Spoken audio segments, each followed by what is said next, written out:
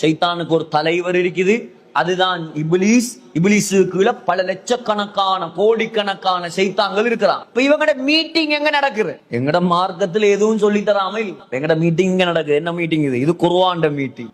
எங்கட ஆட்சி பீடம், நம்முடைய நாட்டுடைய ஜனாதிபதியுடைய அமைச்சர்மாருடைய மீட்டிங் எல்லாம் எங்க நடக்கும்? பார்லிமெண்ட்ல நடக்கும். சைத்தானுக்கும் பார்லிமெண்ட் ஒன்று இருக்கான். சஹீஹ் முஸ்லிம்ல முஸ்னத் அஹ்மதுல வரக்கூடிய ஹதீஸ், ஷைத்தானுடைய பார்லிமெண்ட் வந்து கடல்ல இருக்குது. சொன்னாங்க ஸல்லல்லாஹு அலைஹி வஸல்லம், இன்ன ஷைத்தான யضع அர்ஷஹு அலல் மா வஃபீ ரிவாயத்தின் லி அஹ்மத் அலல் பஹர். கடல்ல தான் ஷைத்தானுடைய சிம்மாசனம், ஆட்சி பீடத்தை அல்லாஹ் வச்சிருக்கிறார். சைத்தானுடைய கூட்டம் கூடுற இடம் எங்க? கடல். அதான் அந்த கடலோரங்கள் எல்லாம் கொஞ்சம் பயங்கரமானது. இரவு நேரங்கள்ல சொல்லுவாங்களே, சின்ன பிள்ளைகளை கடல்ல கூட்டிட்டு போகப்படாது, வாசம் உள்ள சாப்பாடுகளை தின்னப்படாது.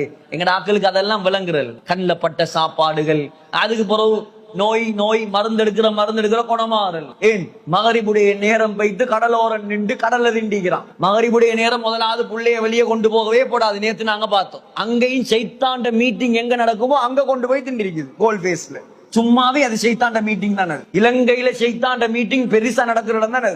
டிசம்பர் 29 31 தேதி டிசம்பர் கடைசியில 12 மணி வரைக்கும் உட்கார்ந்து பார்த்துட்டு இருப்பான். அதுல எங்கட தொப்பியும் தாடியும் போற. அதுக்கெல்லாம் அல்லாஹ் பாதுகாக்கணும்.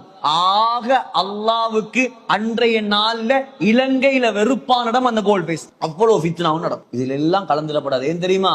அவனுக்கு வார தண்டனை எங்களையும் சேர்த்துதான் நாசமா. கேட்டாங்க, புகாரில வருது, ஹஸரத் ஸைனப் பின்த் ஜஹ்ஷ் ஸல்லல்லாஹு அலைஹி வஸல்லம் உடைய மைனி, சொந்த மைனி, சொந்த மனைவி கேட்டாங்க, யா ரசூலல்லாஹ் அஃபனஹ்லிகு வஃபீனா ஸாலிஹூன், நல்லவங்களாக நாங்க வாழும் போதும், எங்கள்ல நல்லவங்க இருக்கும் போதும் அல்லாஹ்ட தண்டனை வருமா?